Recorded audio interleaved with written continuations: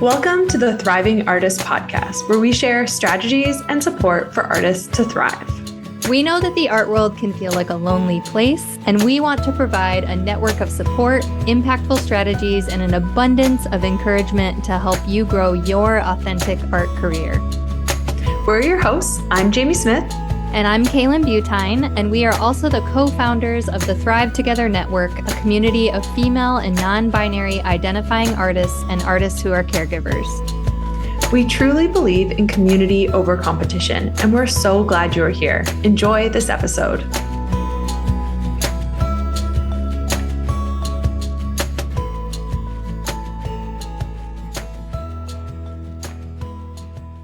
Welcome to another episode of the Thriving Artists Podcast. I'm your host, Kaylan Butine, and I am flying solo today to share an episode about something I often struggle with and something I'm learning about my studio practice.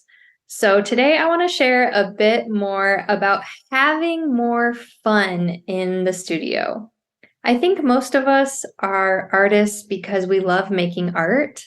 It brings us joy and pleasure. It feels good, but it's also our job. It's our work. It's our passion. We take it very seriously.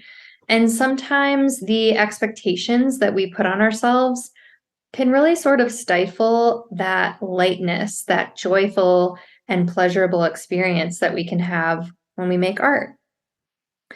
Honestly, I hate to admit this, but I kind of struggle having fun just as a person.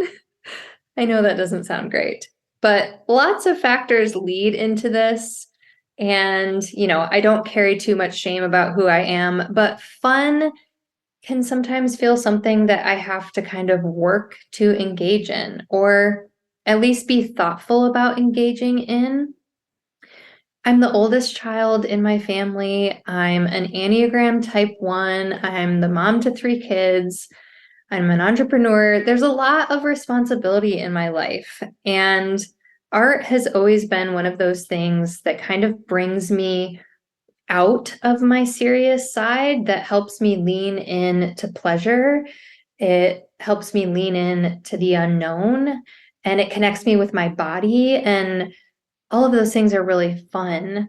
But I know actually for some of you, this very reason, this idea of art being fun and pleasurable, is why you resist making a career of it, right? Like you kind of want art to stay your hobby so that you can, quote unquote, keep it in the fun zone of your life and just have it be something that sparks joy. Let me say, I fully respect that, but I also have no regrets in making art my full-time career. I wanted to spend every day doing what I love, but making that choice does sometimes lead me to taking myself and my work too seriously and kind of missing out on fun and joy in the studio. So today, this episode is as much for me as it is for you. I thought by sharing some of the strategies I use to keep things fun in the studio, you might be inspired. And if you're in a very serious season in the studio, maybe save this episode for a rainy day to come back to.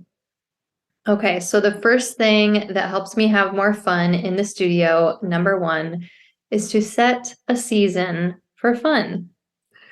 I know some of you listening might see right through me because I basically just said that you need to plan for fun.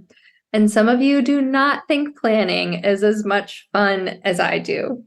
But really, as busy artists who are working with timelines for shows, deadlines, juggling other responsibilities, we just need to be aware of when we can have some fun seasons and kind of take note of them. For me, this looks like mapping out my year and my quarters and seeing what months would be good to focus on fun, on play, on experimentation. I love using the Thriving Artists Map, which is our community tool for planning our years together on the Thrive Together Network for this exact thing. But you can use whatever planning tools you have. And maybe it's even just a mental awareness of sort of the season that you're in as an artist. Personally, I operate best when I'm sort of writing those things down, when I'm keeping track of them and I'm planning things out on paper. so that I can really be aware and focus on what's important to me in each season. And that helps me feel less stressed. So, for me, it's kind of like I'm not going to focus on fun if I don't make it a focal point for certain seasons. So, for me, setting a season to have fun in the studio is really important. And it's one way that I can engage in sort of that playful experience in the studio.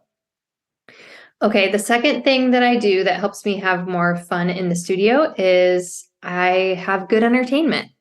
One of the reasons I love studio time is that I get to enjoy my favorite podcasts and music while I'm in there. I know many of you just want to work in silence, and I do have seasons for that. Sometimes, I'm intensely finishing a body of work. I'm needing to do a lot of deep thinking, and I might prefer to keep things quiet or maybe just put on some calming classical music during those studio sessions. But if I'm in like a fun season, a more relaxed season in the studio, I really like to enjoy something juicy, something catchy, something entertaining while I work and, while I'm kind of making. For me, this means I take some time before I get into the studio to research and to look up, a new podcast series I'm going to binge. Maybe I pull an entertaining audiobook that I want to listen to, or think about what music I want to enjoy so it can help me kind of set the mood as I'm in the studio. If my goal is fun in play, I typically lean towards some upbeat music, right? It makes it really exciting to be in there. Sometimes I even get inspired to have a little dance party while I'm making just a solo dance party. I close the curtains usually, but that really just gives a little happiness boost to my day. And, the point is I want music or entertainment that kind of matches the mood I'm going for. And in a season of fun in the studio, I want to not take myself too seriously, right? I want to be playful. I want to laugh. I want to jump around and be loose and lean into what feels good. And for me, music or the right podcast or book can help with that. Okay, so the third thing that can help me have more fun in the studio is I set myself up to, number 3, enter a flow. So I already touched a bit on mood, wanting things to feel lighthearted and pleasurable with the music or book I put on. But being in a good flow can really help us loosen up and engage as well as, have fun, right? For me, getting into a flow means that I put up some boundaries around my studio time so I'm not interrupted and I'm not distracted. I might get my phone going with some good music, but I actually take the extra step to put it on airplane mode so I'm not constantly seeing notifications come through. Maybe I set a timer and I lean into, that chunk of time that I've got to be in the studio and I ignore everything else but studio work for that hour, or 2 hours, or 3 hours, or whatever it is. I keep my computer out of the studio. I prep ahead with fresh water in my water bottle and a snack. I do a little bit of advanced planning to kind of protect that space so I can get into a good flow when I'm in there. I think boundaries, protection around a space can really help us enter in to that creative flow that is so fun, that is so kind of connecting us to our inner artist. It's where we can find that freedom, where we can really connect with our genuine forms of expression and be authentic and playful in our studio space. Okay, and finally, the fourth thing I thought of that helps me have more fun in the studio, number 4, is to use non-precious materials. I think some of our seriousness, quote unquote, as artists comes from the very materials we use, right? We buy expensive paints and papers. We don't really want to, quote, mess anything up. And I think these materials can sometimes become a burden because we just see dollar signs. We don't want to be wasteful. We think about our bank account. One of the ways we can enter flow and have more fun in the studio is to use non-precious materials when we're playing and experimenting. So doing a series of studies on cheap paper, using all of our collage or scrap material, maybe taking a week to just have fun in the studio when you're just using a random material that you found around your house, right? I actually did this back in, I think it was 2019 or 2020. I started making these side pieces of scraps from paintings that didn't work out and just like leftover canvas, leftover pieces of paper. These studio scraps, I called them, were places where I felt like I could just let loose and have fun. I did not take them seriously at all. And this sort of side gig to my very serious painting practice really ended up transforming my art and reshaping my work. I learned so much from these little pieces that were not precious and that I just had fun with. So summer is really quickly approaching. I think it's a great time to incorporate more fun into our studios. I'm wondering if you're maybe able to set aside some time this summer to consider, some of these tips. Could you do a non-precious materials series of work this summer? Could you incorporate some dance parties into your practice?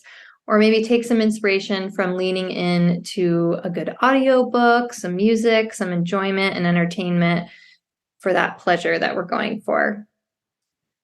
This world is very stressful. I know there's a lot of grief. There's a lot that we're carrying, but I really think that we can all use a little more fun and joy in the studio.